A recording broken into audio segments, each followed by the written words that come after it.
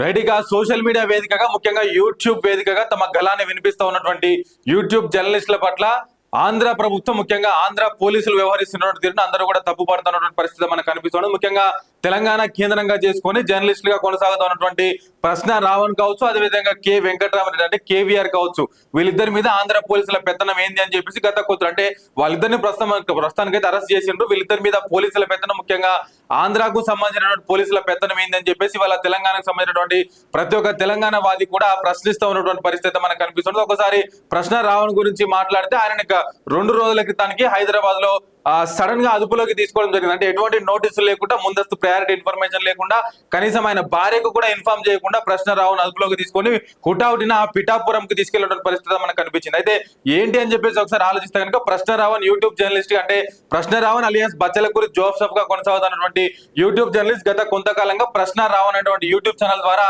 తన గలాన్ని వినిపిస్తూ ఆ అవినీతిని లేవనెత్తు తనదైన శైలిలో ప్రశ్నిస్తూ ఉంటాడు, తనదైన శైలిలో సంధిస్తూ ఉంటాడు ప్రతి సమస్యను కూడా. సో మరి ఈ సందర్భంలోనే ఆంధ్రాకు సంబంధించినటువంటి కొంతమంది పోలీసులు హుటాహుటిన 2 రోజుల క్రితము నైట్ టైంలో అంటే 11:30 ఆ టైంలో హైదరాబాద్ కు చేరుకొని ప్రశ్న రావును అరెస్ట్ చేసి అప్పటికప్పుడు పిఠాపురానికి తరలించినటువంటి పరిస్థితి మనం చూసినాం.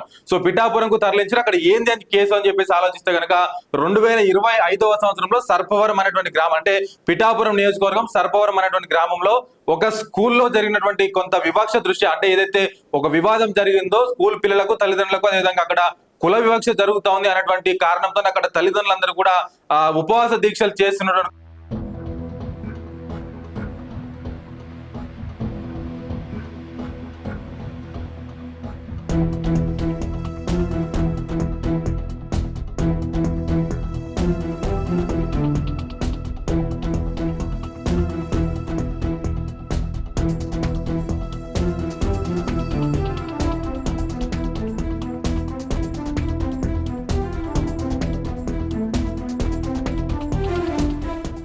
ప్రశ్న రావణ్ అక్కడికి వెళ్ళి వాళ్ళ విజువల్స్ తీసుకోవడము, వాళ్ళ ఇంటర్వ్యూ తీసుకోవడం కూడా ఆ సందర్భంలో చేసిండు. సో అట్లా చేయడం వల్ల కులాల మధ్యలో చుచ్చు పెట్టే విధంగా ఉన్నది, కుల వివక్ష రెచ్చగొట్టే విధంగా ఉన్నదని చెప్పేసి ఆ కేసులో భాగంగా ఇవాళ ఆంధ్రాకు సంబంధించిన పోలీసులు ప్రశ్న రావును అరెస్ట్ చేసి తీసుకొని పోయినారు. అయితే అరెస్ట్ చేసినటువంటి కొద్దిసేపటికే పిఠాపురం కోర్టులో హాజరుపరచడం, వెంటనే కోర్టు కూడా ఏం చెప్పిందనంటే ఈ చిన్న కేసులో ఈ పెట్టి కేసులో రిమాండ్ తీసుకోవడానికి కరెక్ట్ పద్ధతి కాదు, ఇమీడియట్ గా రిలీజ్ చేయండి అని చెప్పేసి బెయిల్ కూడా మంజూరు చేసింది వెంటనే.